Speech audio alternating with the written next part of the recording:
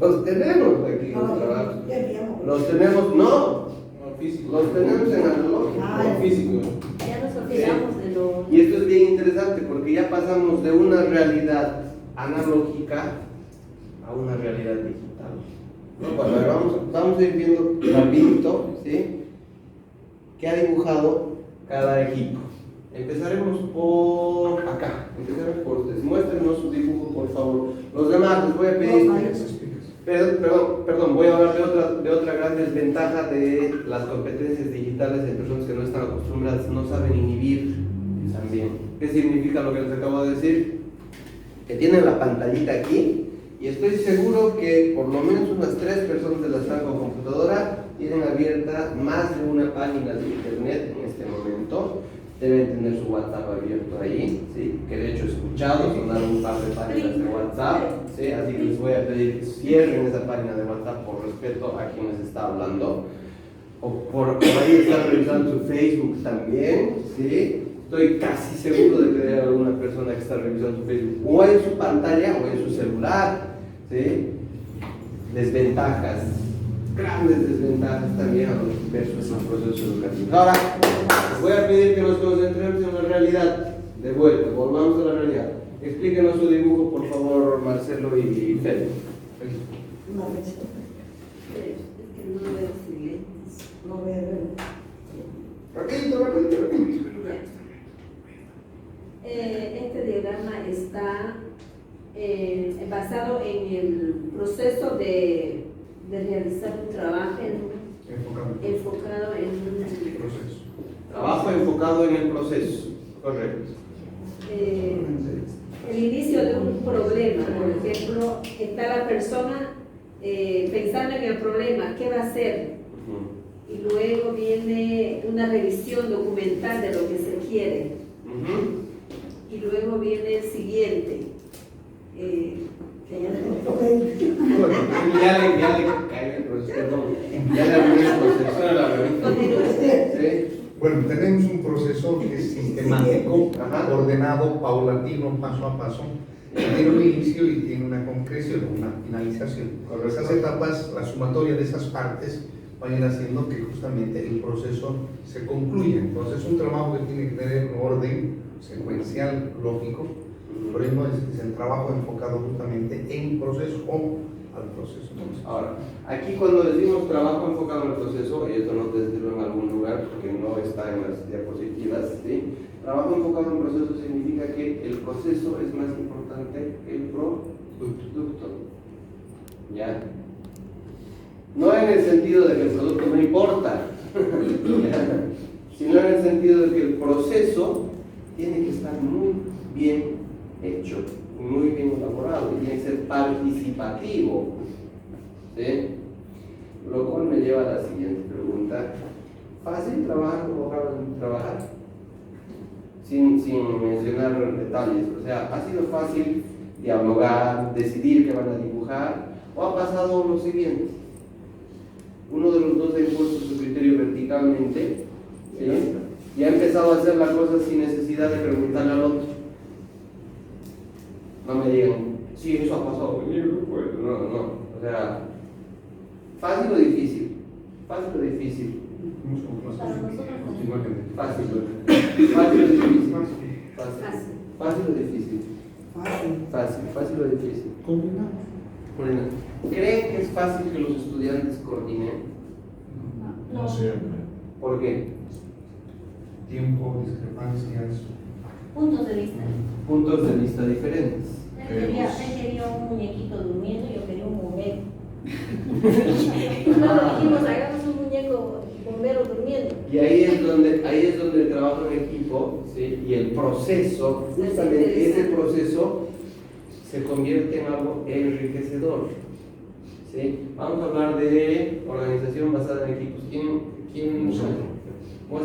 Voy a mostrarles el dibujo en todo caso. Aquí tenemos 4 personas que constituyen un equipo, entre los 4 se organizan y determinan un objetivo común, clavar la flecha en pleno centro de la diana. No es la Diana González, es la Diana. Igual, intentando clavar a la Diana.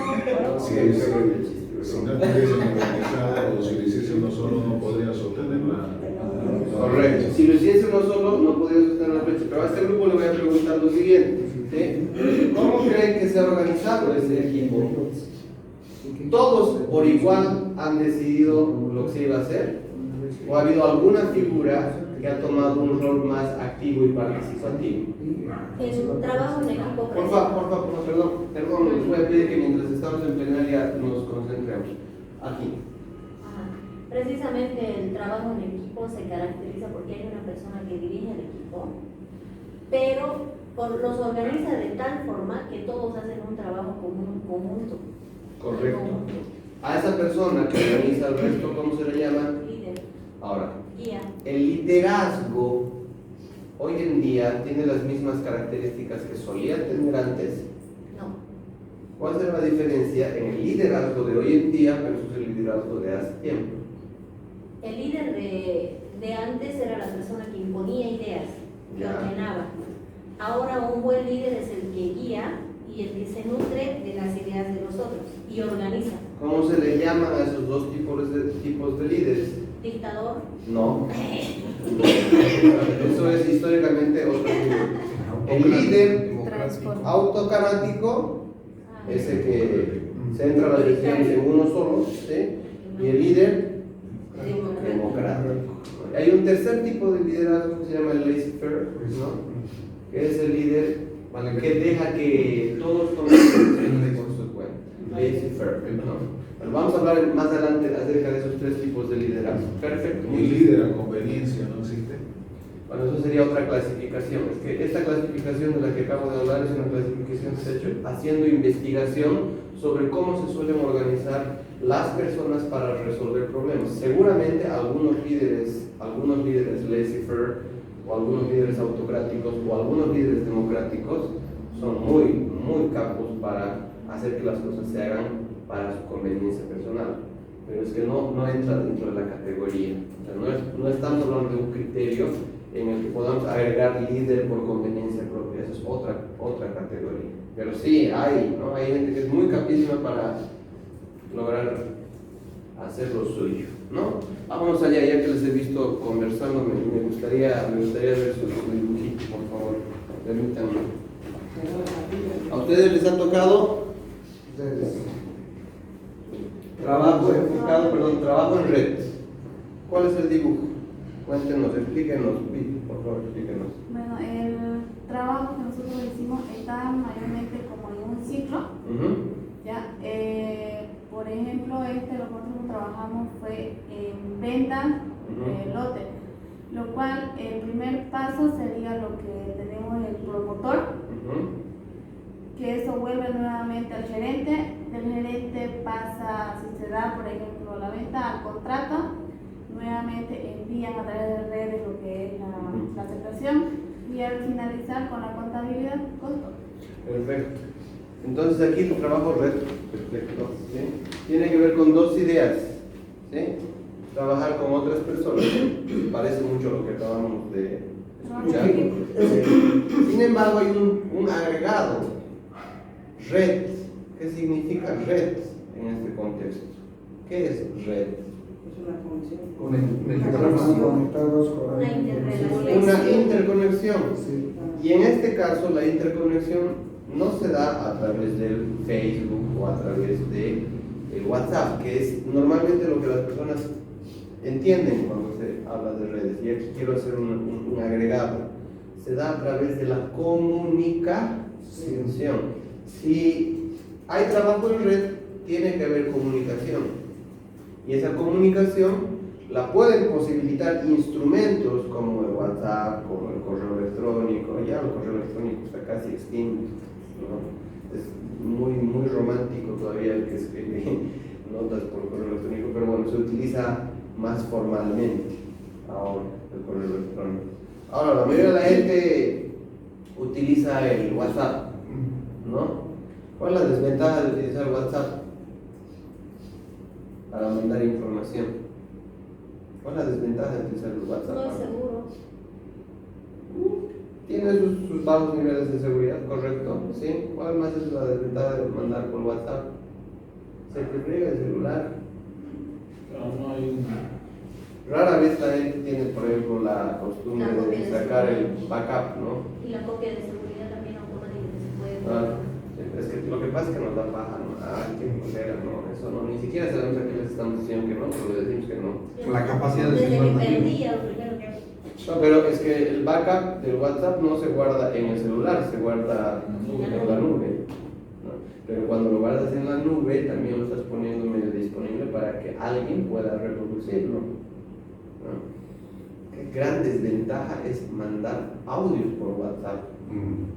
Porque algo que digas puede ser vilmente utilizado en tu contra. Tiene ventaja. ¿Perdón? Tiene desventaja. Es complicado. Bueno, volvamos a lo nuestro, ¿sí? Trabajar en red implica también comunicación. Perfecto. Vámonos acá. Autonomía con responsabilidad. Autonomía con responsabilidad. Ellos nos han dibujado una metáfora bien chévere. A ver, explíquenos esta metáfora. ¿Sí? Nosotros tomamos como ejemplo. No, quiero que ella me explique, perdónenme. Sí. Ya. Tengo como ejemplo un juego, ya mi padre enseña al niño, ya para que esté solo arme, ya, y lo haga con responsabilidad colocando la pieza donde corresponde. ¿Qué concepto están trabajando? Autonomía con responsabilidad. Responsabilidad. ¿Dónde está la autonomía en este concepto que me han dibujado? En lo que el padre le enseña y la niña, bueno, ella aprendió y se suelta por sí sola a armar el jueguito. Perfecto. ¿Y dónde está la responsabilidad? Bueno, la autonomía está en la toma de decisiones de la niña, en cómo terminar y cómo empezar el rompecabezas, y la responsabilidad que le dio el padre de terminarlo. No importa cómo, ella toma las decisiones por dónde empezar, si empieza por la cabeza, si empieza por Perfecto. esa idea. Ahora, el trabajo que les acabo de dar a todos, lo que acaban de hacer todos, ¿tiene algo de esto? Sí. ¿Dónde está esto en el trabajo que acabo de dar? ¿Dónde está la autonomía en el trabajo que acabo de dar? No toma decisiones que por nosotros nosotros hemos La idea. elegido. Creatividad. Yo digo que no lo voy a hacer. Entonces, bueno, les voy a dar la consigna. Ustedes elegirán de qué manera siguen esa consigna, porque es una consigna abierta. ¿Sí? Esto en metodología se llama heurística. ¿Sí? ¿Qué significa heurística? ¿Alguien sabe? Democrático, No. por lo menos en el pedagógico dice eso. El método heurístico es el método democrático, da oportunidad a todos. Tal vez en ese sentido es democrático, sí, en ese sentido. ¿Da oportunidad de qué? A que el estudiante por sí mismo vaya aprendiendo. Es lo que indica la metodología heurística en el diccionario pedagógico. Sí, pero esa es la idea de democracia. Podría agregársele una otra idea, ¿ya? Que es la idea de permitir que el estudiante haga lo que va a hacer con sus propios recursos, en realidad. La democracia está muy bien, no digo que esté mal, pero la clave del método heurístico es generar problemas para que sea el estudiante el que los resuelva. Esa es la clave, ¿no? Y cuando el estudiante está resolviendo ese problema, tiene que utilizar sus medios. El profesor puede ayudar un poco, puede guiar, pero el profesor no le dice qué es lo que tiene que hacer. Esa es la esencia de la metodología heurística. Centrada en los propios capacidades. Exactamente, ¿no? Entonces, lo heurístico tiene mucho que ver con esto, ¿no? Porque yo tengo que decir como profesor, bueno, pues ellos sabrán cómo lo van a hacer, en realidad, ¿no? Ese experimento se hizo en España, donde un docente, por decirle a un docente, a ver qué haces con eso. Sí. Y empieza a construir algo y luego va enfocando el por qué lo hizo, para qué lo hizo y qué quiere con eso. De hecho, cuando hablamos de heurística, estamos hablando de un montón de posibles variables, ¿no? Una forma heurística muy agresiva, por ejemplo, es hacer lo que yo voy a hacer en este momento. ¿En qué les hace pensar este dibujito? alguien que no quiere ver más allá de su nariz. Alguien que no quiere ver más allá de su nariz. ¿Qué más les hace pensar esto? Que el de observación siempre estamos en nosotros mismos, en la capacidad de poder autogestionarnos, trabajar. Ok, perfecto. ¿Qué más les hace pensar esto? Algo fuera de lo normal, subjetivo, porque nunca se ve un rinoceronte pintando o una. Bueno, en los cuadernos viene una barbaridad, ¿Perdón? en los cuadernos, en las tapas, viene una barbaridad, a veces por llamar la atención. Un elefante de color rosado y el alumno que lo ve pequeño, ya pues acepta que el elefante es rosado, pero cuando ve un elefante en verdad que es de otro color, ¿qué pasó? Entonces, Claro, mientras el elefante que vea sea solamente ese, para la cabeza del niño el elefante va a ser rosado. Ahora, ¿cómo relacionaríamos este concepto con el concepto o esta idea, este dibujo, con el concepto de paradigma? ¿Cómo vemos la realidad?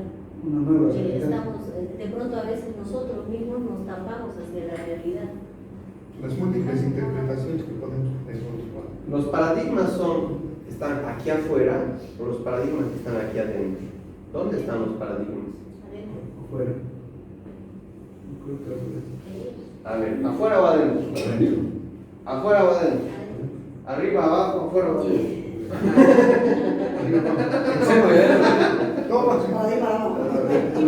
¿Afuera o adentro? Adentro. ¿Afuera o adentro? Adentro. Muy adentro. ¿Afuera o adentro?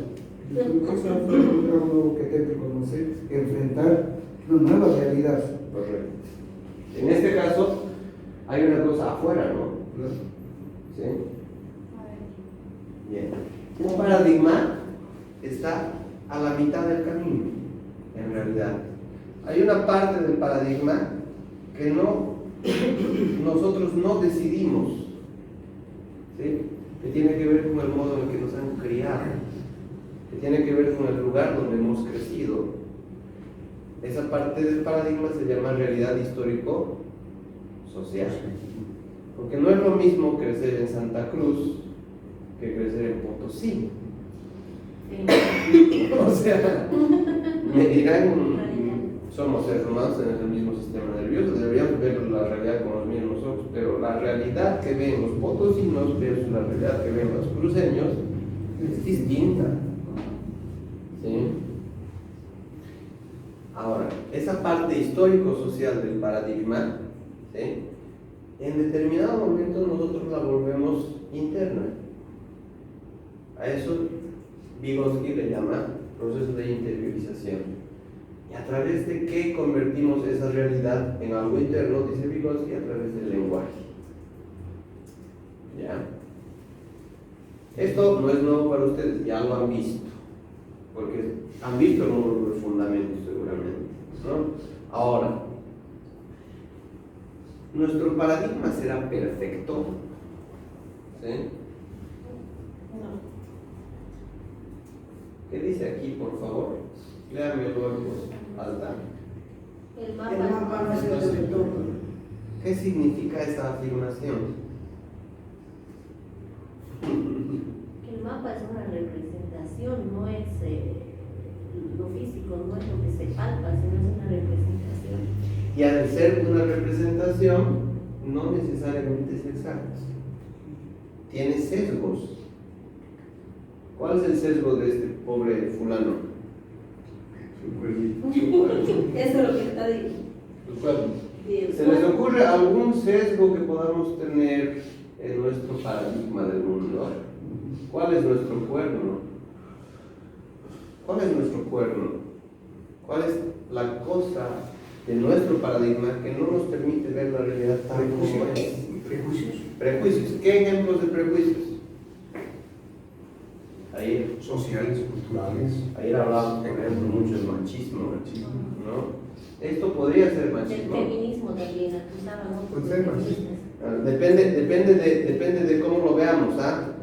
Porque hay machismo, hay hembrismo y hay feminismo, y que no son lo mismo. La gente a veces confunde el feminismo con el hembrismo y no es así, ¿sí? El hembrismo es la contraparte congruente al machismo. Por eso mamá se escribe con M de machismo. ¿Quiénes son las que les dicen a las hijas, no, vos eres mujercita, vos tienes que ser limpia? tienes que saber lavar tus cosas. ¿Quiénes son las que les dicen? Las mamás. O sea, eso nos refiere a los hombres a una especie de cavernícolas, cochinos y medio hediondos. ¿Sí? A mí me ofende eso, sinceramente. ¿No? Vos eres mujercita. Vos eres mujercita, tienes que. Yo eso lo encuentro honestamente ofensivo, sinceramente. No solamente es ofensivo para ustedes mujeres, es también bien ofensivo para nosotros varones, ¿no? Estoy hablando aquí de sesgos de nuestros paradigmas culturales. Pero habíamos dicho que los paradigmas pueden ser también,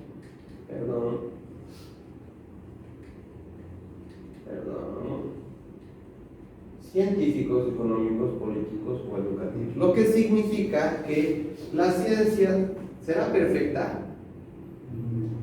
No es. La economía y la política serán perfectas.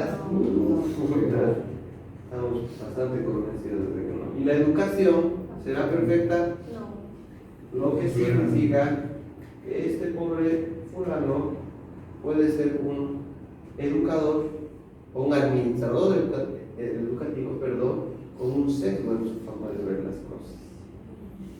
¿Se entiende? ¿Sí? Acabamos de utilizar heurística.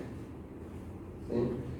La primera parte del heurístico ha sido yo diciéndoles que entienden, luego he guiado un poquito y al final termino explicando algo, ¿no? La representación no es la realidad, por lo tanto los paradigmas no son exactos. Los mejores mapas son los que reflejan de mejor manera que lo que representan. Y para eso, ¿qué necesitamos? Necesitamos mejor tecnología para hacer ese dibujo de ese mapa. A esa tecnología nosotros le llamamos método científico, ¿no? Pretenden dar una guía, pero es necesario ser críticos. Esto es lo que a mí me parece que a veces nos falta a los seres humanos. Nos enseñan una cosa y nos cuesta mucho sacarnos el cuernito, ¿no? Consecuentemente, nuestros paradigmas científicos también son susceptibles de error. ¿Sí? No son perfectos, pero son una idea de algo que podría funcionar. Yo tengo algo para esa última parte. ¿Perdón? Para manzana Para ese punto. Y a veces me pusieron para el Día del Padre. Nace como un chiste, ¿no? Dice, un niño le pregunta a papá, papito, ¿puedo hacerte una preguntita? Le dice, sí. ¿Y por qué te casaste con mi mamilla? Por tu culpa. Por vos, pues, por vos. Y la segunda tiene la respuesta, ¿no? El papá que quiere orientarla dijo, hijito, ten cuidado donde pones los pies para caminar. No, papito, le dice. Madre, ten cuidado tú donde pones los pies para caminar, porque estoy siguiendo tus huellas. Gracias. Ay, qué lindo ese. Se nota que es usted educador.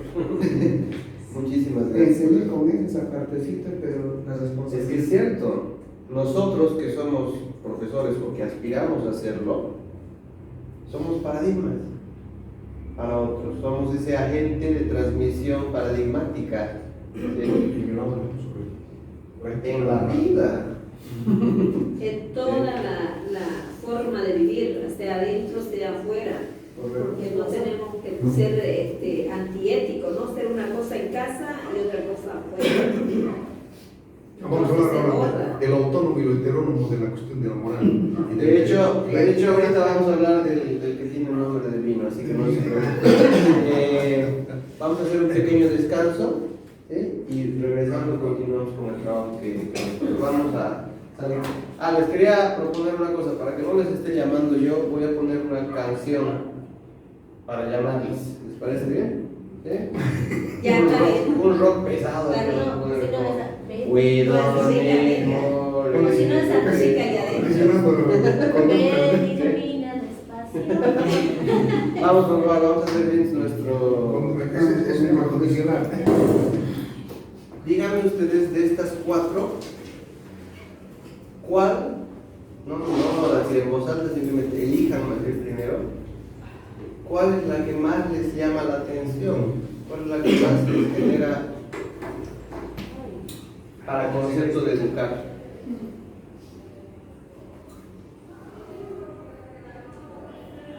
¿Solo cuál? Dígame solo cuál, no me va a decir. Problematizar para que piensen. Ya. Lo mismo. Problematizar para que piensen. Entrenar expertos. Entrenar expertos. Facilitar un escenario de confianza. Ya. Acompañar a ver la realidad. Ya. Problematizar.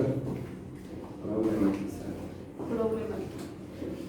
¿Cuántos problematizar han habido? Levanten la mano, por favor. Somos 1, 2, 3, 4. Felicidad, perdón. ¿Cuál de estas 4 le llama la atención para el concepto de enseñar? ¿Cuál le gusta más? El lila. Acompañar a ver la realidad. ¿Cuántos acompañar a ver la realidad han habido, por favor? 1, 2. Solo un entrenar a expertos. Y un facilitar de confianza. ¿Cuál había dicho usted? También Problematizar. problematizar. ¿Creen que sea casualidad que la distribución de elección sea la que ha sido?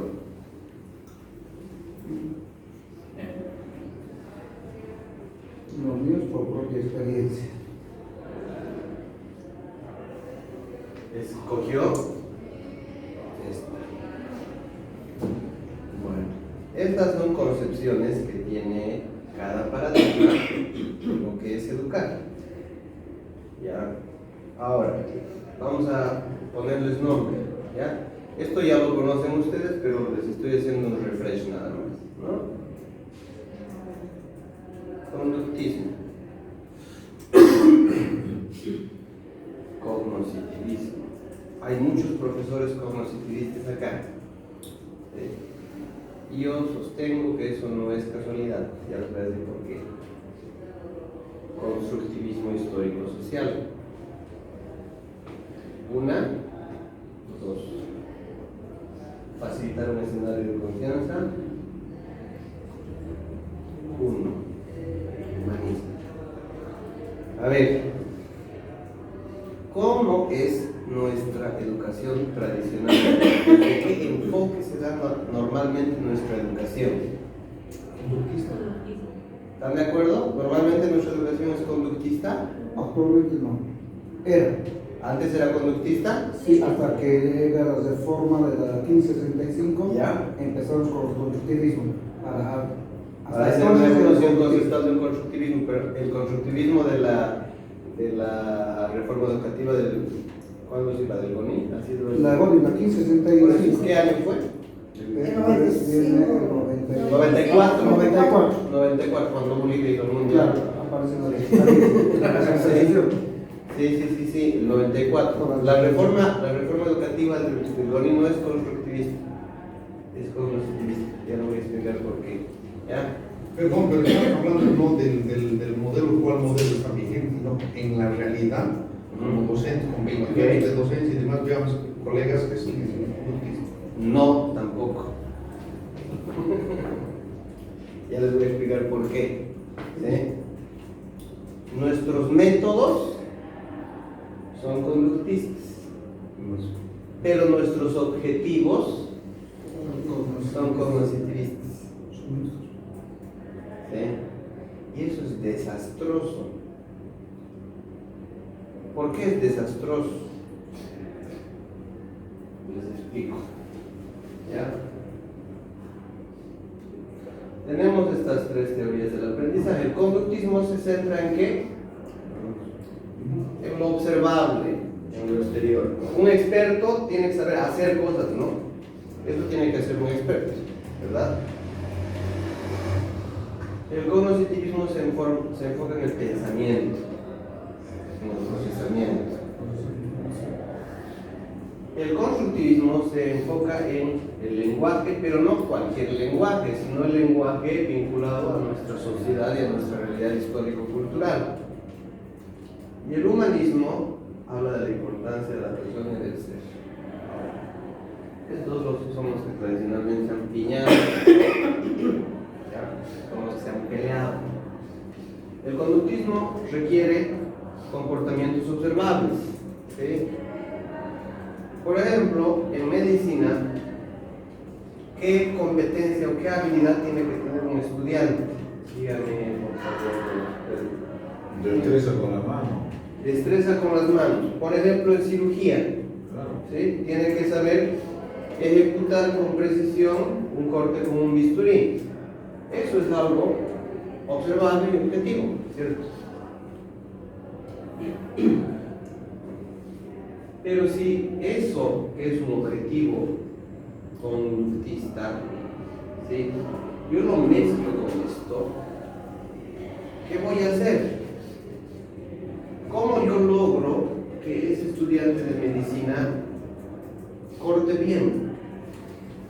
¿Cuál es la clave para lograr estudiantes expertos o entrenar expertos? ¿Cuál es la clave? Pensamiento, procesamiento. ¿Perdón? Enseñarles a pensar. Pues no, Pues bien, no. Eso que acaba de pasar, justamente lo que pasa en nuestra educación. Sí, lo tenemos parece. Voy a poner otro ejemplo, ¿ya? ¿Alguien de aquí no sabe nadar? Levante la mano. Perfecto. 1, 2, 3 personas. 4 personas. No, yo me ahogaría con estilos, pero no sé nadar muy bien, ¿no? Ahora, ¿quién sabe nadar? Levante la mano. Le vamos a pedir a Marcelo que nos diga de qué forma nos enseñaría a nadar a nosotros 4. ¿Qué tendría que hacer? Primero, en algún lugar, buscar un lugar realmente donde se puedan sentir seguros Ya. y que adquieran la confianza, pueden utilizar sus brazos, sus piernas, su mismo cuerpo para moverse. Perfecto. ¿Ese lugar, qué lugar sería? Es un lugar realmente donde muchas veces pasa, por ejemplo, que dicen, me estoy ahogando, pero si pudieran poner de pie, te dan cuenta que ya las Nos esperamos. Entonces, prefiero una piscina o un río. Entonces, una piscina con agua calma. una piscina con agua calma y que además no sea muy baja. Sí. No sea muy Sí, a la segunda. Entonces, él directamente nos va a llevar a nadar. Nos va a meter al agua. Sí. ¿Qué método está empleando él?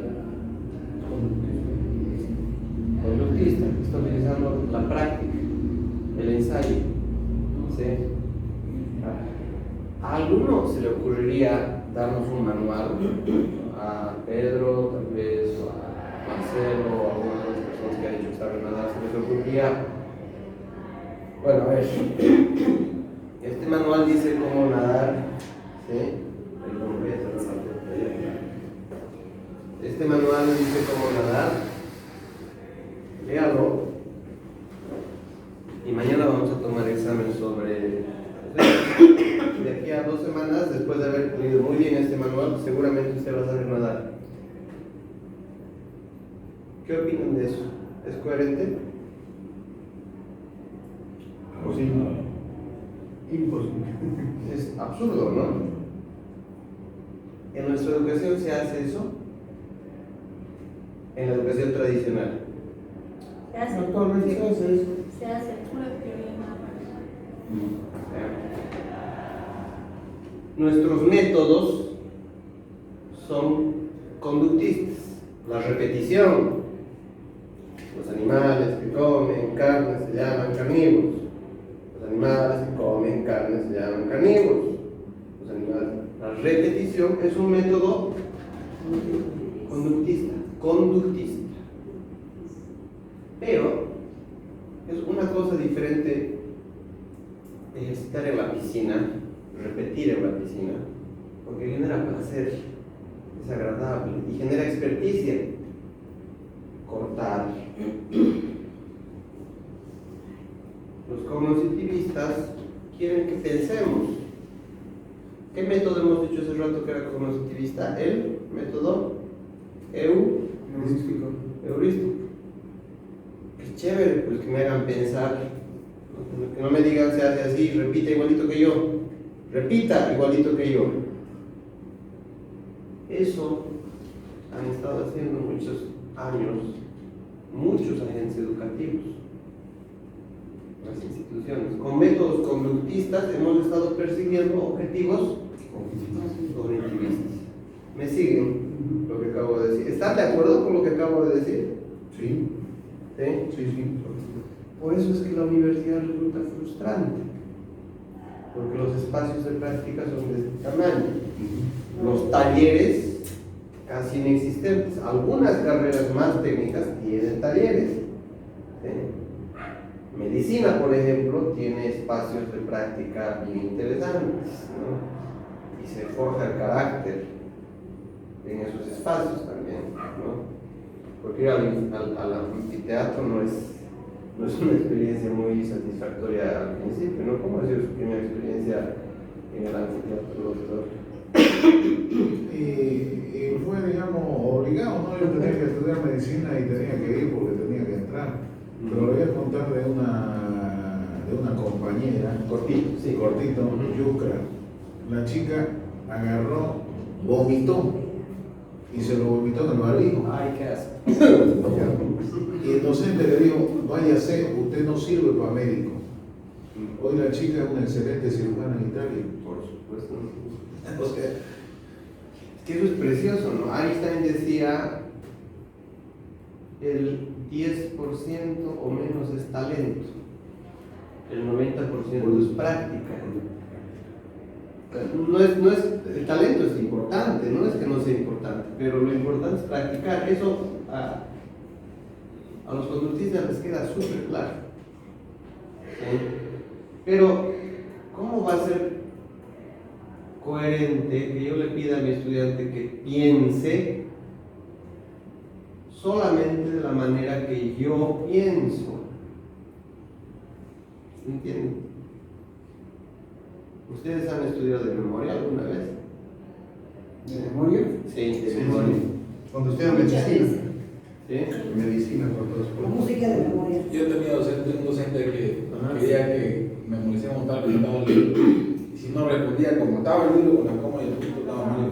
Ahora, por esa razón tenemos un serio problema con el estudio de memoria. A la gente, a los profesores de ahora, los críticos, y tal vez pueda darme algún punto de vista ahí, Mario, no les gusta a los nuevos profesores de las nuevas generaciones que les revienta la posibilidad de enseñar cosas de memoria. ¿Sí? Claro, porque nos han fastidiado con eso. ¿Será mala la memoria? No, simplemente que la juventud le entrena poco la memoria. En su momento el conductismo tuvo buenos resultados, porque yo solía ver de las universidades junto con los docentes, por ejemplo los ingenieros, los topógrafos, allá en Potosí, al cerro, las avenidas, unos de alarifes, otros de libreros y el otro apuntando, hacían la práctica. Y tenían que sacar las mismas frecuencias que la original. Ahora, en educación, sí o sí, de alguna manera tenemos que practicar la memoria, por el matemáticas, para saber resolver el problema de el cuadrado perfecto.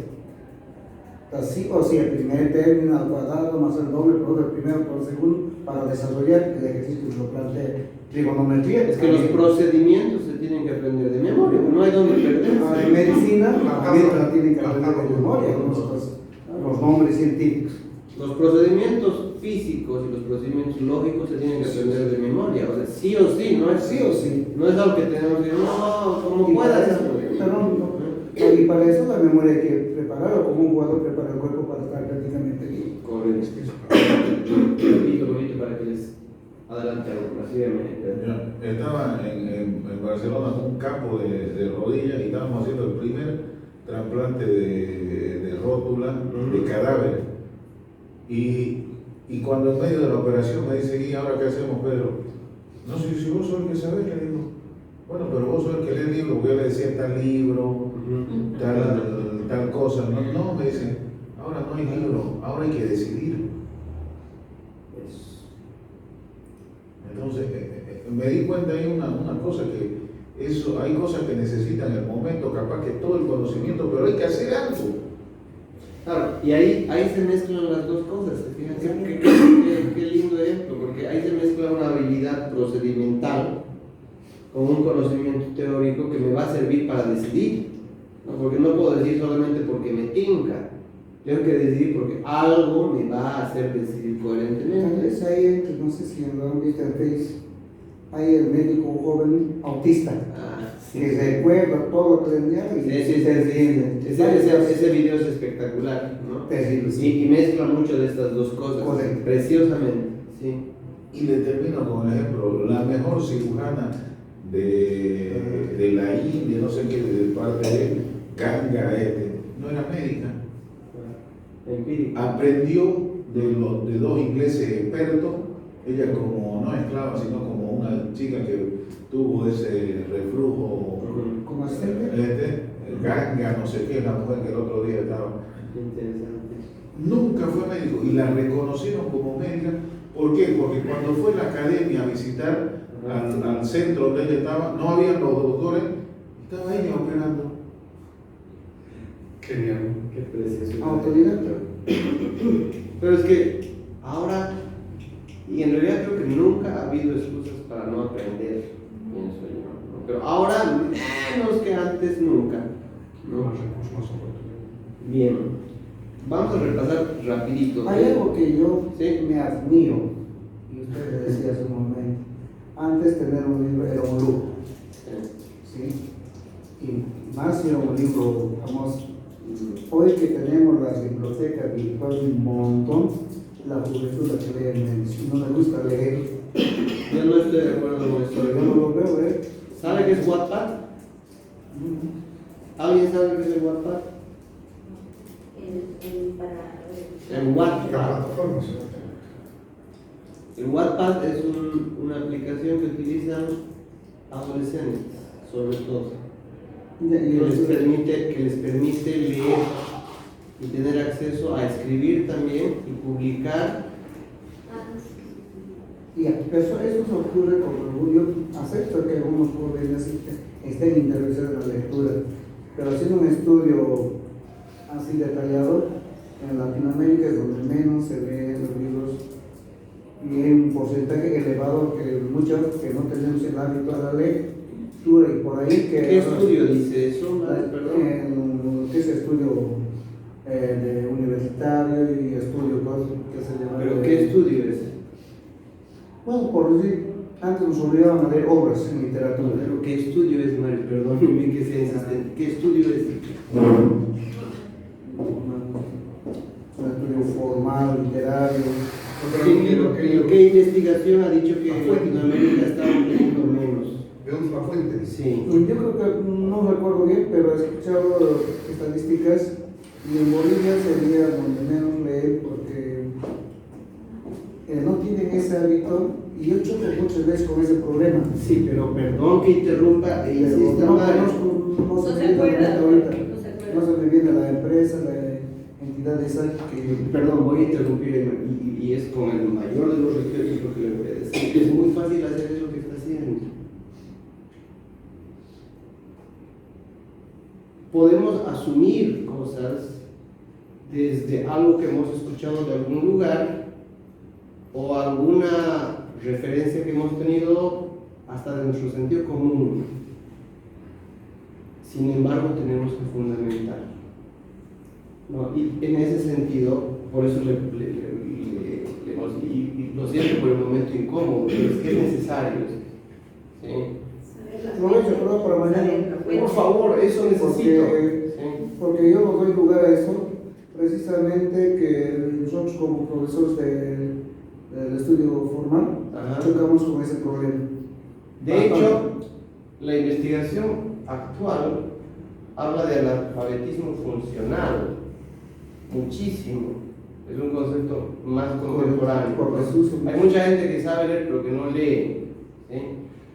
Pero voy a revisar cifras. ¿Sí? De hecho, creo que sería buena idea que revisemos cifras todos esta noche para que podamos decir, evidentemente, la juventud de ahora no lee, porque la investigación demostró que tienen más habilidad lectora últimamente los jóvenes que los adultos. Bueno, le cuento, yo también leo. Le diremos la lectura, porque leer no es darle el sonido nomás, sino también lo que tienes que ver es la lectura comprensiva que ellos Profe, necesitamos. usted daba en lo que nos preguntó, Ajá. por lo cual nos apegamos, tendría que explicarnos, creo. Sí, de hecho vamos a ir para allá, ¿sí? Pero vuelvo e insisto, ¿sí? Nuestras afirmaciones como maestrantes o maestros las tenemos que fundamentar. Para mañana eso quisiera, Mario, si puede hacerlo, ¿sí? Y me voy a acordar, y ahora me recuerdo, yo también voy a revisar cifras de analfabetismo funcional y analfabetismo en Latinoamérica y hábitos de lectura en jóvenes. Hay una fundación a nivel latinoamericano que se llama LEE, justamente, que está haciendo estas investigaciones, ¿no? Pero son investigaciones medio sesgadas también. Vamos a ver. Tiene que haber congruencia entre paradigma, método y técnica o actividad formativa. ¿Qué significa congruencia? Tiene que ser lógico. Y acabo de decir, y acabamos de conversar entre nosotros, el paradigma, ¿sí? El paradigma que nosotros hemos tenido a nivel objetivos, ¿cuál ha sido? ¿Cuál de esos paradigmas ha sido el que marcaba nuestros objetivos? Constructivista. ¿Sí? Pero ¿qué método utilizábamos? Conductista. Y a veces ni siquiera utilizábamos métodos conductistas. A veces utilizábamos alguna técnica o actividad formativa que se nos había ocurrido por ahí. ¿Sí? Lamentablemente, en ese sentido, nuestra formación ha sido una preciosa mistura incongruente, con mucha frecuencia. ¿Sí? Los paradigmas nos dicen cuál es la concepción de educación, docente y estudiante. El método nos dice el modo de resolver un problema, ¿sí? Cómo aprenderíamos mejor. Y la técnica nos dice el nivel operativo de mayor concreción. O sea, ¿qué vamos a hacer ahorita? ¿Sí? Hay bastante escrito acerca de esto, pero lamentablemente en educación tampoco hemos hecho mucha investigación. Triste, no hay mucha investigación en educación, así como investigación no hay. ¿Sí? Vamos a hablar de conductismo, rapidito, vamos a revisar lo del conductismo. Esto ya ustedes me lo saben, ¿sí?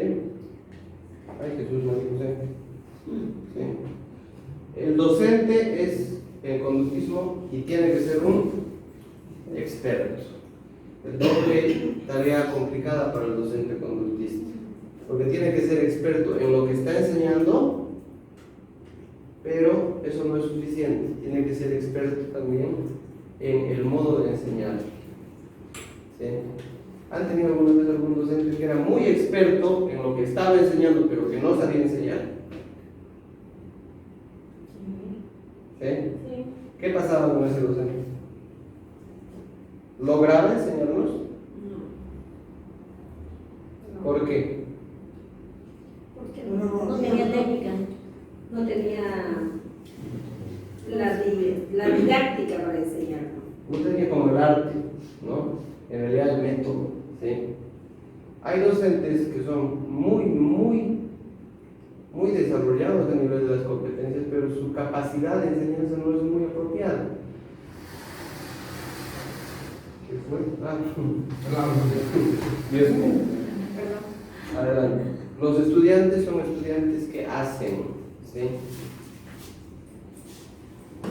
El método del conductismo normalmente es el taller práctico, el trabajo de laboratorio, el ensayo. Mucho de esto hemos tenido en nuestra educación. Seguimos teniendo. Tenemos todavía Claro. ¿Cuál? trabajos prácticos. Ensayo, trabajo práctico. ¿Qué es un trabajo práctico? ¿Me pueden decir? Cualquier instrucción del docente. ¿Qué es un trabajo práctico? Llevar la teoría no me cuesta una cosa relevante. Lo que yo les acabo de pedir ahorita, esta macanita, porque es una macanita, ¿es un trabajo práctico? ¿Sí? ¿Sí o no? Sí. Sí. No.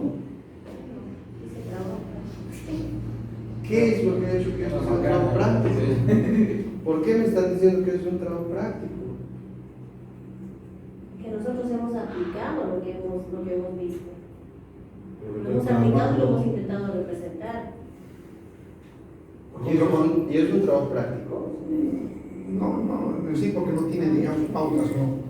Metodológicamente tiene una secuencia lógica con un objetivo y un indicador. A ver, yo les voy a preguntar de nuevo. Una instrucción. Trabajo práctico, ¿sí? Vaya y entreviste a un experto y hágame un informe.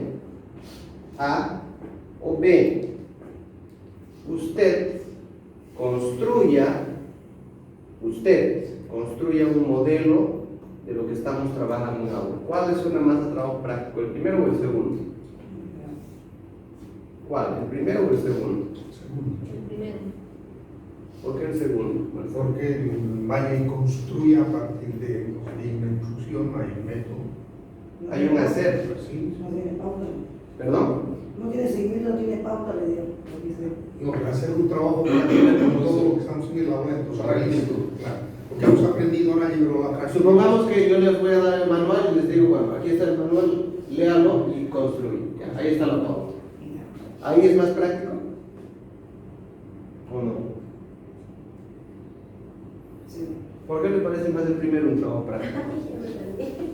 Por la aplicación de lo que aprendemos, en algún momento lo podemos aplicar, como en este caso, el hecho de representar y es aplicar lo que hemos visto en teoría, ver la forma de cómo actuar sobre lo que hemos visto.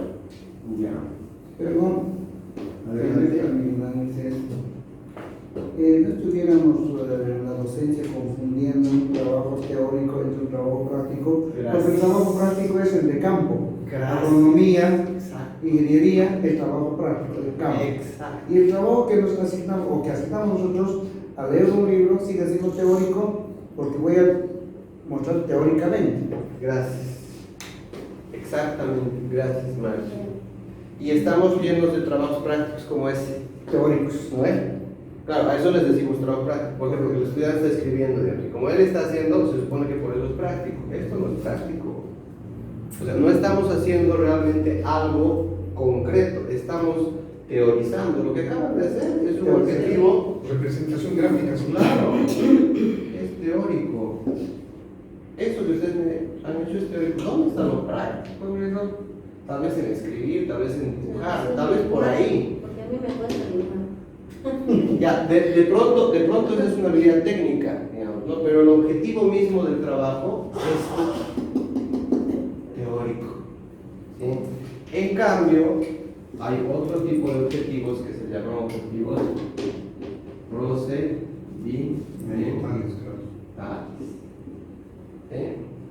Estos objetivos procedimentales son los que perseguimos en trabajos prácticos. Ensayo, no ensayo de voy a hacer un ensayo sobre Kierkegaard o Nietzsche o la Chascañahui, digamos, ¿no? Sí. Ensayo en el sentido de ensayar. ¿Han aprendido a bailar alguna vez un baile nuevo? ¿Han bailado con alguna entrada folclórica alguna vez? Yo sí. ¿Qué baile? Bailé en el Tinco y los Antahuas. Del conductismo. Clase magistral, pero no la clase magistral donde hay un sujeto hablando. Esta clase no es magistral, por cierto, no, está lejos de magistral. ¿Sí?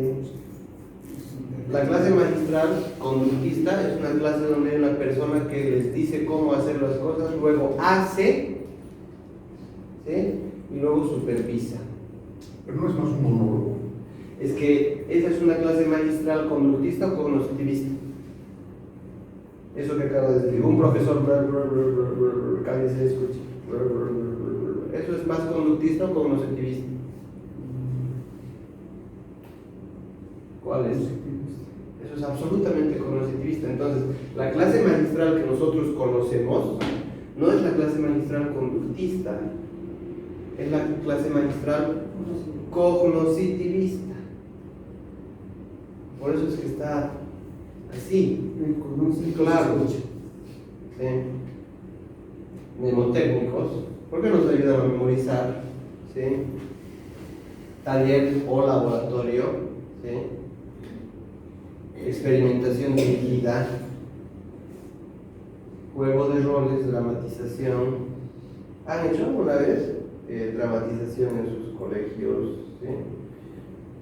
Qué lindo hubiera sido que la profesora de literatura nos haga hacer más teatro, ¿no?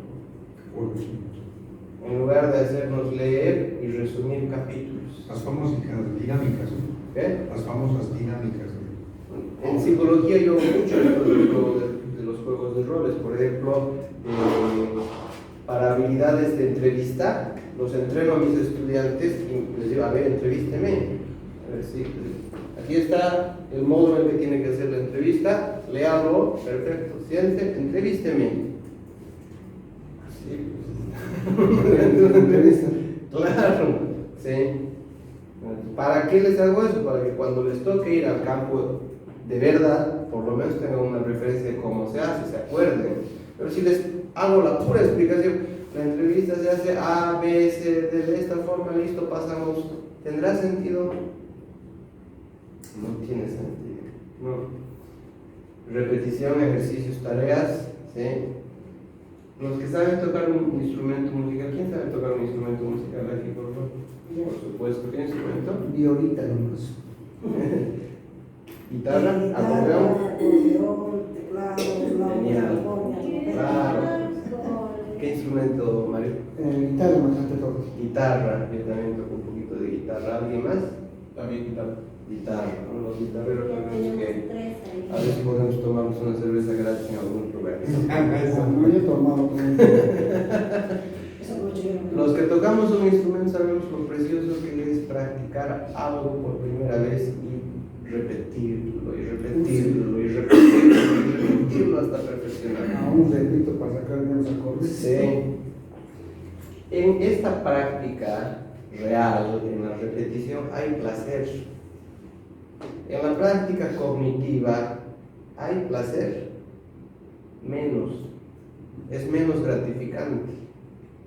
Por eso es que hay mucha persona a la que no le gusta leer, en eso estoy de acuerdo. Hay actitudes negativas hacia la lectura. A ver, muéstrame. El deber, página 7. Les digo, hasta se lo voy a leer acá. Página 7.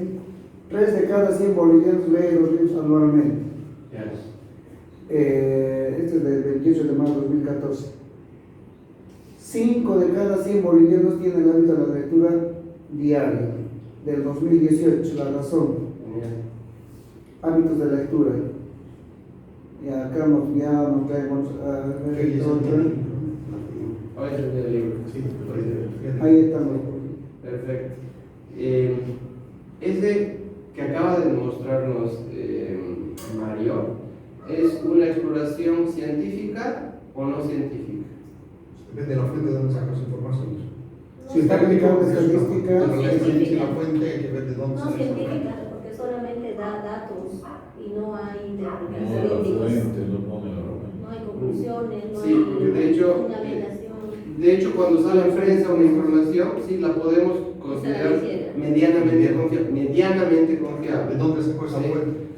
Exactamente, ¿no? Y una cosa que les pasa a los estudiantes de comunicación y a los periodistas, mi hermana es comunicadora social y siempre reniega, ¿sí? Es que hacen muy poco periodismo real de investigación, ¿sí? Y muchas veces los periodistas, con perdón si alguno que tiene parientes periodistas o por el estilo, lo que hacen es consultar una página de internet que no tiene mucho respaldo y sobre la base de eso publicar resultados. Son pocos los periódicos y gracias por esa oportunidad Mario, son pocos los periódicos que efectivamente referencian de dónde están sacando la información y eso tiene que ver justamente con lo que hace un momento comentaba Marcelo, ¿sí? Que es no hay sistematicidad, ¿sí? Incluso para hacer eso necesitamos ¿sí? Bueno, simulación. ¿Han jugado alguna vez algún juego de simulación? Nosotros hemos de jugar, ¿no? ¿Sí? en fin, las pistolitas. ¿Jugar a las pistolitas es un juego de simulación o es un juego de roles? Es roles. La simulación tiene como característica fundamental que nos esmeramos lo más posible en que lo que vamos a hacer se parezca mucho más a la realidad, ¿no? Lo que conversamos ayer con usted, Pedro, ¿te acuerdas? ¿Sí? Que ahora ya no van los estudiantes de medicina al anfiteatro en algunos países y en algunas universidades, ¿no? Tienen un aparato de simulación que les permite ver cómo es la anatomía sin necesidad de estar viendo cosas o vomitar sobre el barbijo, ¿no? Por el tema de los aviones, para los pilotos, lo mismo. Por supuesto que sí, los simuladores son lo que está de moda. Hoy en día hay en algunos países simuladores de realidad virtual para profesores de escuelas. ¿Sí? Está precioso. ¿Sí? Te pones el casco de realidad virtual y tienes que controlar un grupo de estudiantes virtuales. Súper interesante. Yo me animaría a decir que eso aquí sería una experiencia súper subgénesis, ¿no? ¿Sí? Prácticas in situ, lo que decía justamente Marta. Y ahí, ¿cuánto de esto hemos tenido realmente en nuestro colegio? A ver, ¿cuál de esto diría que sí ha habido en nuestro colegio?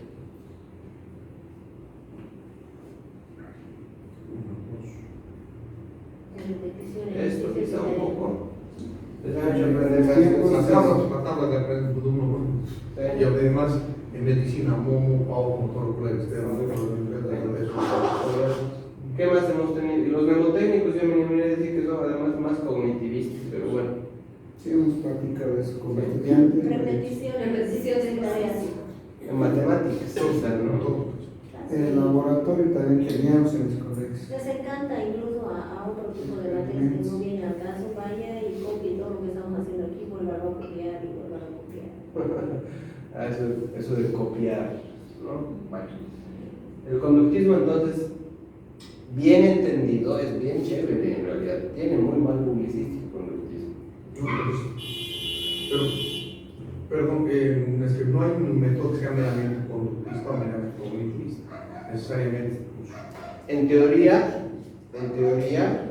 podríamos utilizar métodos puramente cognitivistas o puramente conductistas, en teoría. Claro, ¿Sí? Pero en la práctica real, un profesor, además, la mayoría de las veces no maneja esta diferenciación. Sí, es que un docente no solo se basa en una metodología, a veces sin darse cuenta emplea el método experimental, el método líptico, el otro método, claro. Porque Creativamente. Claro, a uno llegamos de una manera, pero nosotros debemos llegar de otra manera. Claro. No todos aprenden al mismo tiempo. Precioso, sin embargo, el problema de eso, ¿cuál es? Que cuando es solamente eso, terminas generando un desorden y no planificas. Porque ese es el gran problema de este momento, la educación. Sí, en este momento es terrible. Porque la planificación ahora es así como, ¿qué hacemos? Competencias, ¿cómo se redactan las competencias? Que no es la cosa más Y difícil. lo que no dicen es que hay que respetar sus saberes porque ya tienen un cúmulo de saberes y a veces chocamos. ¿Y cómo respetamos ese cúmulo de saberes para empezar? ¿No? ¿Ya qué le llamamos saberes? Además, las técnicas y los métodos van a variar conforme los distintos niveles primarios, secundarios. Pero ahora que estamos hablando de esto, ¿un profesor debería saber esto? Sí, bastante. Debería, pues no, obligatorio. Debería por lo menos tener un bagaje, aunque no le guste mucho teorizar, porque la verdad es que esto es teoría, siendo honestos, esto es pura teoría, ¿no? Pero debería saber reconocer un método conductista de un método cognitivista para poder ser congruente y poder decir, a ver, mi método, yo doy la materia de artes plásticas, el método que más, o la paradigma que más le conviene a mi materia es el conductismo, pues entonces seleccionaré cosas conductistas, ¿no? Y de ahí voy a seleccionar el método, las técnicas y voy a diseñar actividades en base a las técnicas, ¿no? Pero cuando no tengo ninguna conciencia de esto, mi objetivo lo redacto como puedo, mi método lo elijo. El año pasado hemos hecho esto, haremos de nuevo lo mismo.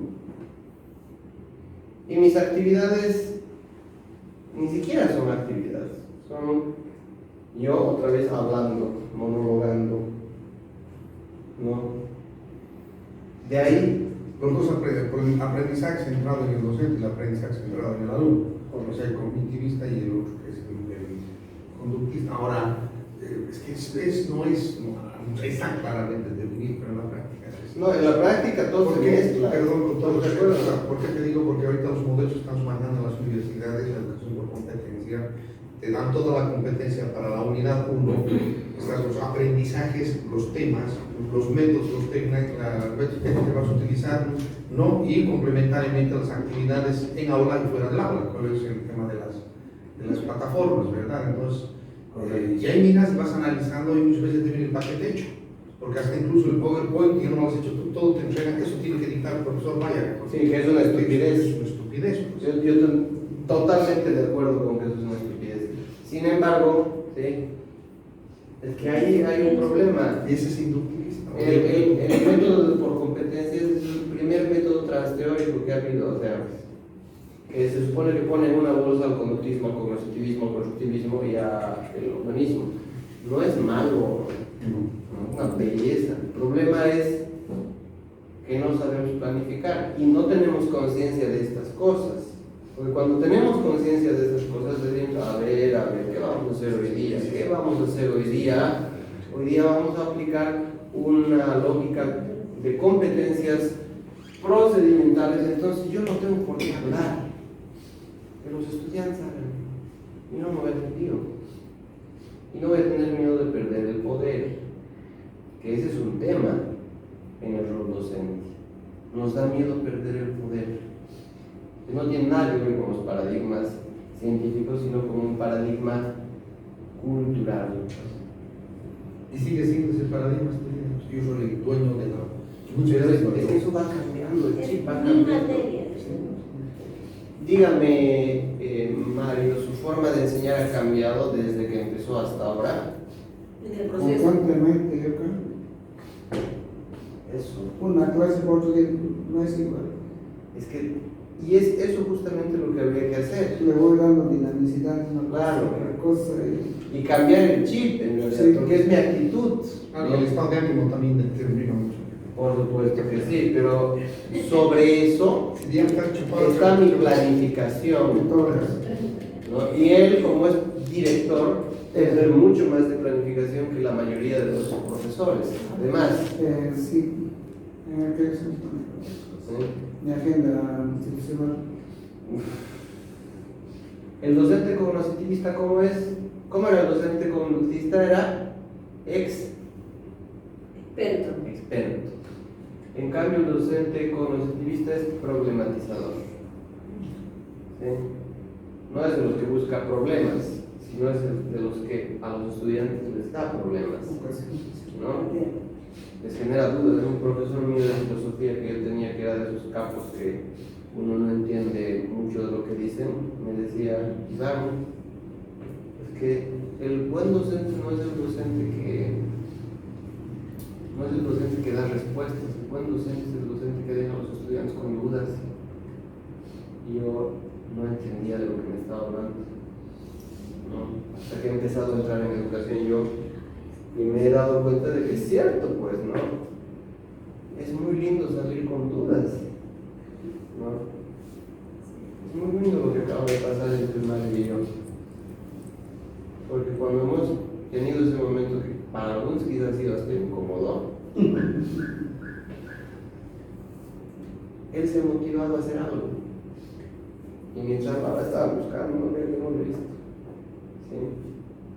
Porque ha generado duda. ¿Sí?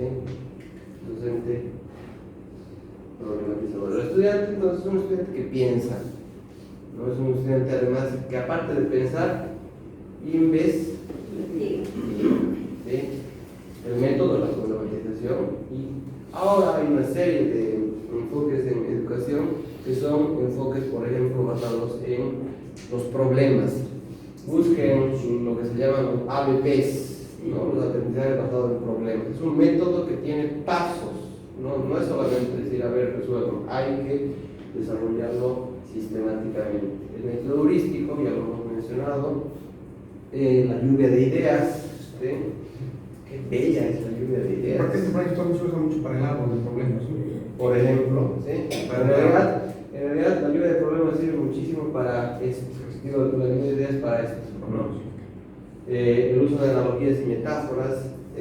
Las analogías y las metáforas tienen un poder brutal para enseñar cognitivistamente, ¿no? Porque cuando uno da una metáfora, por ejemplo, esta metáfora de que el mapa no es el territorio, como que la cabeza se abre para entender cosas que tal vez con la pura teoría duran, tal vez nos resulten molestosas, ¿no? Aprendizaje orientado a la investigación, el AOI. Hay algunas asignaturas en algunas universidades que se dan solamente con esto, ¿no? Y el rol docente aquí ya no es rol docente, es rol tutor, ¿no? Nada de lo que estamos diciendo pasa cuando se utiliza este método, ¿no? La organización del material, ¿sí? Alguien me decía alguna vez, este docente, bueno, sabe, pero el problema es que el modo en el que ha organizado sus materiales era confuso, no se le entendía, ¿no? ¿Sí? Esquemas o mapas mentales, los esquemas son paradigmas también, ¿sí? Aprendizaje por aforismos, esto es una de las cosas últimas que se está haciendo. No sé si han escuchado, ¿alguien ha escuchado el aprendizaje por aforismos? ¿No? Planteas una frase, no es ni siquiera muy nuevo, esto lo han de decir seguramente los griegos, ¿no? Planteas una frase y de esa frase se van extrayendo y extrapolando ideas, ¿sí? Ningún ser humano es tan inteligente para estar completamente equivocado. ¿Han escuchado alguna vez esa? Ningún ser humano es tan inteligente para estar completamente equivocado. Es una frase que utiliza un señor que se llama Ken Wilber. Y de esa frase desarrolla todita su teoría del enfoque integral. Ken Wilber. Es un enfoque de capacitación y de coaching que ahora se está utilizando muchísimo, por cierto, ¿no? Pero de esa frase sale todo lo demás. ¿Sí? Perdón, y el aprendizaje. ¿Enfoque qué decía, profe? ¿Enfoque por el último? Aprendizaje por aforismos.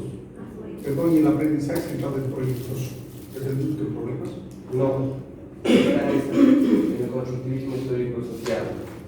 ¿Sí? El constructivismo histórico-social tiene como rol a un docente guía.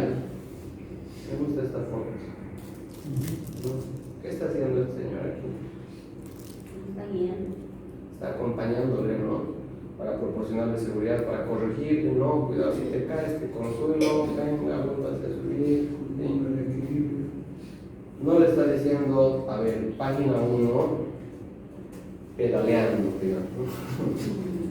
Le está haciendo hacer, pero además no le está haciendo hacer en el curso, le está haciendo hacer fuera del aula, ¿no? Y los estudiantes son estudiantes comprometidos con la realidad y con el proceso de cambio, sí, con el proceso de cambio, ¿sí? El método es el aprendizaje cooperativo y el aula sin paredes, ¿no? Tiene muchísimos otros nombres, por si acaso, ya, o sea, son algunos de los nombres que se suelen utilizar más, pero dependiendo del autor, esto puede cambiar muy fácilmente, ¿no? Las técnicas, el trabajo en equipos, el trabajo de campo, el debate, la investigación-acción, ¿sí? El aprendizaje basado en proyectos, lo que decían.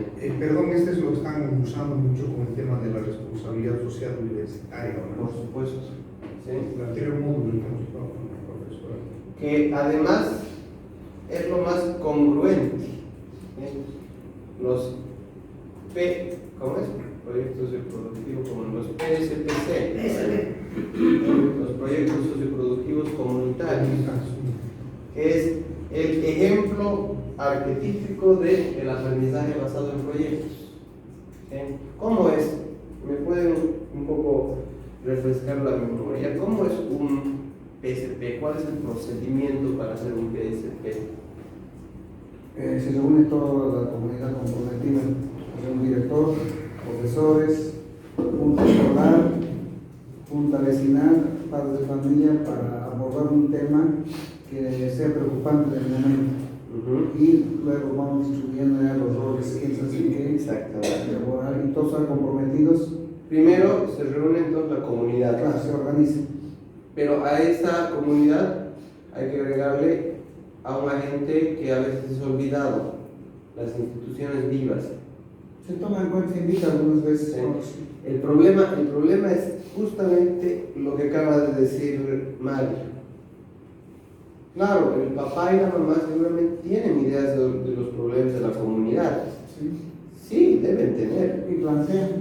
El problema es que el papá y la mamá no tienen la fuerza institucional para generar soluciones realmente importantes. Y por esa razón, los PSPs, ¿sí?, se quedan en pequeños proyectos bien bonitos muchas veces, no es que sean feos ni malos proyectos, son bien bonitos proyectos, pero que no tienen impacto, lo que hablábamos ayer, ¿no? ¿Por qué? Porque si, por ejemplo, este año nos reuniéramos con la policía y la policía nos dijera, no, es que lo grave es el tema de seguridad ciudadana, contra eso, o sea, más bien queremos fortalecer procesos de seguridad ciudadana, ¿sí?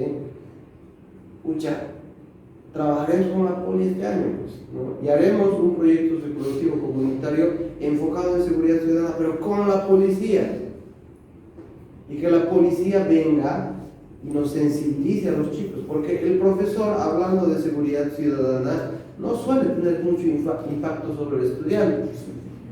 Es que grave es la seguridad ciudadana porque es grave, ¿no? O sea, porque no sabe tampoco lo técnico. Sí, ahí la digo, eso tendría que ir en lo que es sociales. Muchas veces viene la iniciativa desde el ministerio que a veces no nos dejan tomar esas, nos dicen reciclaje o un arbolito, y tenemos que marcarnos a esas cosas que ya bien dirigidas. Yo no diría que venga desde el ministerio, Mario. Si me está viendo alguien del ministerio, no estoy mamado, ¿no?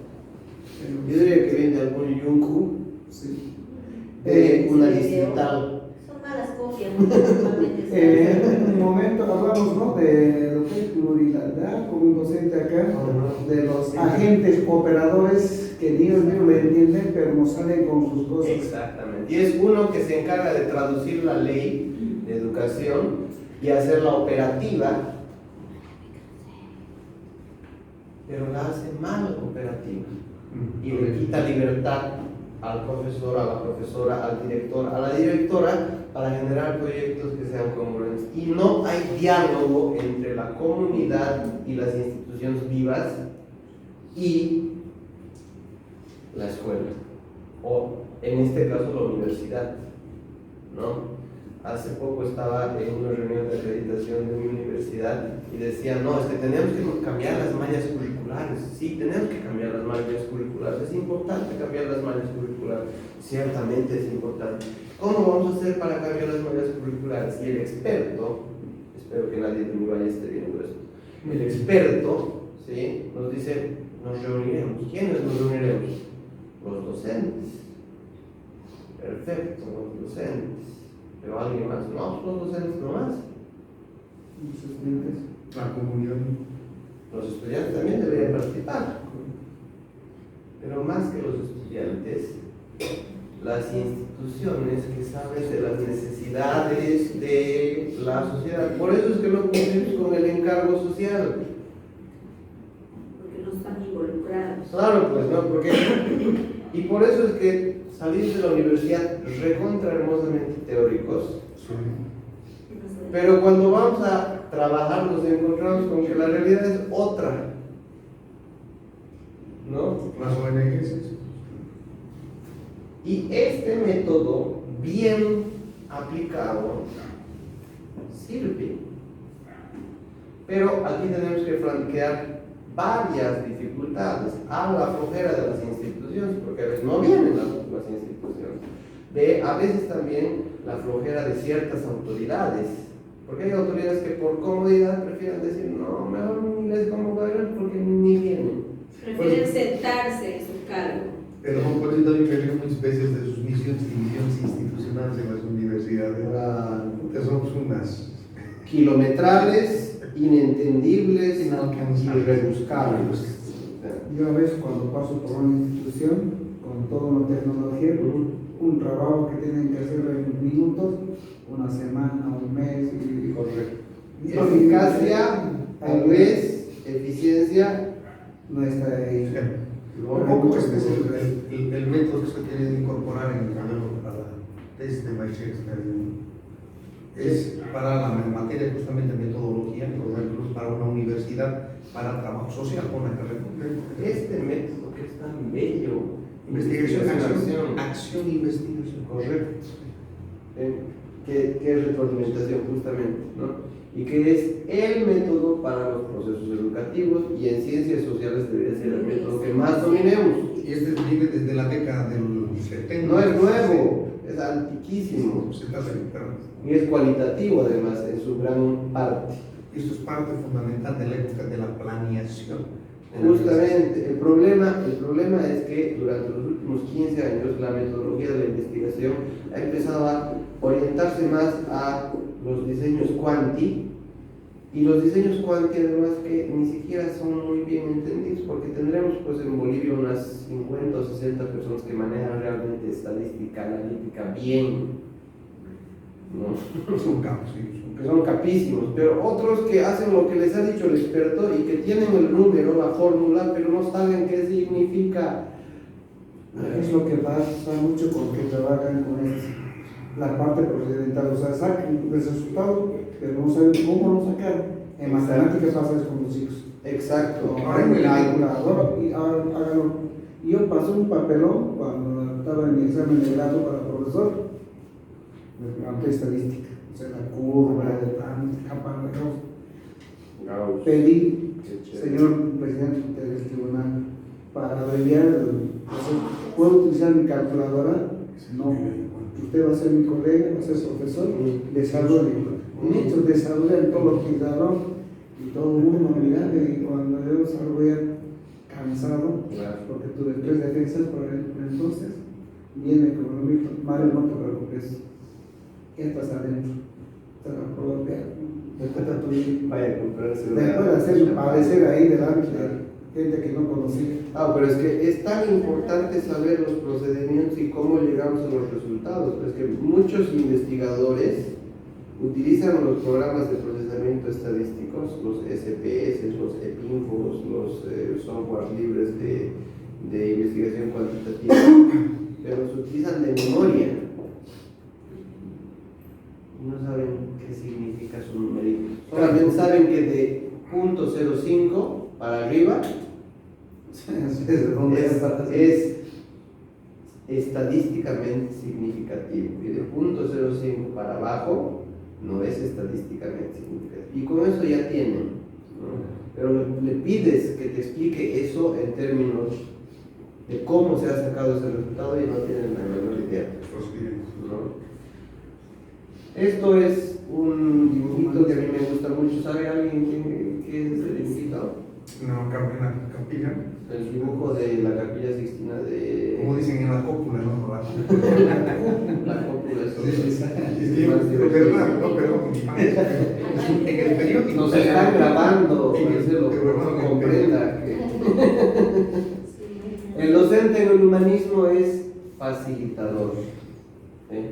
Facilitador, ¿por qué? Porque facilita escenarios. ¿Sí? Los estudiantes son más completos, o sea, integrales, ¿no? Ahora, el método es el clima relacionado. Es más bien artístico el método. No es muy científico el método humanista. ¿Sí? Es más bien artístico. Cualitativo. Sí, no, depende. Sí, es que ahí no estamos hablando de investigación. Pero, profe, esto es ahora lo que nos han cambiado el nombre a nosotros. El docente es aquel que enseña, el docente es el facilitador, nos dicen a nosotros, que facilita la información y el alumno la construye su conocimiento. Pero no es tan así. Yo lo siento muy complicado. Es que lo que pasa es que la facilitación es un proceso que toma mucho tiempo, además, ¿no? Y es bien irónico, y en eso creo que vamos a coincidir. O sea, nos dicen, haga que sus estudiantes tengan aprendizajes significativos, que vayan a la comunidad, que se inserten, pero cumplan los plazos. ¡Cumpla! No se puede. Pero eso es ridículo, pues, ¿no? Y ahora la educación se ha vuelto una educación muy administrativa además, ¿no? Y eso es algo que los humanistas posiblemente sentirían que es muy, muy negativo, porque el alumno ya no se para el estudiante, pero no se ha convertido en un estudiante, no es una persona, ahora es un número. Y ese número define muchas cosas, ¿no? ¿Qué métodos? El diálogo socrático, posiblemente han escuchado del diálogo socrático. La base del diálogo socrático es preguntar, sin juzgar, ¿no? Les contaré una historia, pero no nos va a dar tiempo. ¿Sí? La escucha activa, los proyectos estudiantiles, el ensayo libre. ¿Cuál de estos les llama la atención? Porque estos posiblemente son un poco más nuevos que los otros que ya hemos conversado. ¿Alguno de estos les llama la atención? El ensayo libre implica que el docente les pida a los estudiantes trabajar sobre un tema de su propio interés desde su propia perspectiva, ¿no? Creo que algún docente recientemente ha hecho algo parecido a eso, bien humanista, ¿no? Hágalo como usted quiera además, es un poco arriesgado también, ¿no? No, pero para esto también se tiene que tener en cuenta que el estudiante tiene que tener una cierta base, ¿no? Para el ensayo libre, un ensayo libre. Bueno, es que escucha activa. la escucha activa es básicamente no cortarle al estudiante lo que está diciendo. ¿Sí? ¿Perdón? Digo, porque normalmente incluso entre los mismos estudiantes Nos cortamos. La escucha activa básicamente implica tener una actitud positiva a lo que le está diciendo el estudiante. Todo lo contrario a lo que le he hecho yo al Mario del profesor. Todo lo contrario. ¿Sí? Escuchar, mirar a los ojos, ¿no? Pero esto viene también, perdón, no sé si me equivoco, es el hecho de que saber que tú no eres el dueño de la verdad absoluta, sino que también ellos tienen su... Por supuesto que sí. Ese criterio en su propio. En realidad el humanismo es bien optimista, ¿no? El humanismo dice el estudiante debe saber, hay que confiar en lo que sabe. Y ahí esta facilitación de la que hacía referencia Mario, esta facilitación está más en el rol constructivista, en el léxico de nuestra reforma, está en el constructivismo, pero tiene otra concepción el proceso de facilitación humanista, es bien diferente, porque por ahí hay una confusión de términos. Es que lo que dice un autor de un libro, y eso es lo triste, ¿no? Son términos técnicos. Mira, los marcos referenciales que manejan para hacer este tipo de propuestas es complicado, no hay a nivel del Exacto. es un problema. Ahora, cada paradigma, esto normalmente yo lo hice en todo módulo, aquí hemos hecho así como súper chiquitito, ¿sí? Cada paradigma aporta ideas concretas sobre lo que es la calidad educativa. ¿Ya? Conductismo, para el conductismo, ¿qué es calidad educativa? Es producción, son resultados. ¿Sí? Para el cognitivismo, ¿qué es calidad educativa? Respetar los procesos mentales, pero sobre todo fomentar la investigación. Para el constructivismo, generar un cambio en este proceso histórico-social. Y para el humanismo, una educación más completa, un cambio a nivel superior en los valores. ¿Cuál de estas ideas les gusta más? ¿Cuál de estas ideas de calidad les parece más coherente? Cognitivismo. Constructivista y humanista. Constructivista y humanista. Sigue con el conductismo. Marcelo. El humanismo. Humanista. El conductismo. El conductismo. El humanismo. El humanismo. Yo me voy por segundo. Cognitivismo. Seguimos. Conductismo. Usted al principio estaba con el constructivismo, ¿no? Con el cognitivismo. Ahora se nos deja al otro lado. Tengo derecho a cambiar. Es que, no, y tiene todo el derecho del mundo. Pero es que eso sucede cuando empiezas a generar un sistema lógico claro. dices, wow, ¿y por qué creen que han habido tantos cognoscitivistas al principio? ¿Por qué creen? ¿Qué razón encuentran al hecho de que cuando hemos preguntado qué concepción del aprendizaje era la mejor, 4 han dicho la concepción cognoscitivista? ¿Por qué será? Porque hemos estado acostumbrados a eso. Porque ese es el molde que nos han metido, pues, toda la vida. El molde que nos han metido en los objetivos. Claro, pues es que tiene que saber pensar, no sabe pensar. No. ¿Habrá una persona que no sepa pensar? No. O sea, pensar bien. Tal vez que piense desordenadamente. O de distinta forma, su paradigma. O que sus paradigmas le aporten procesos ligeramente diferentes, pero pensar todos sabemos. Pienso luego existe. Ahora,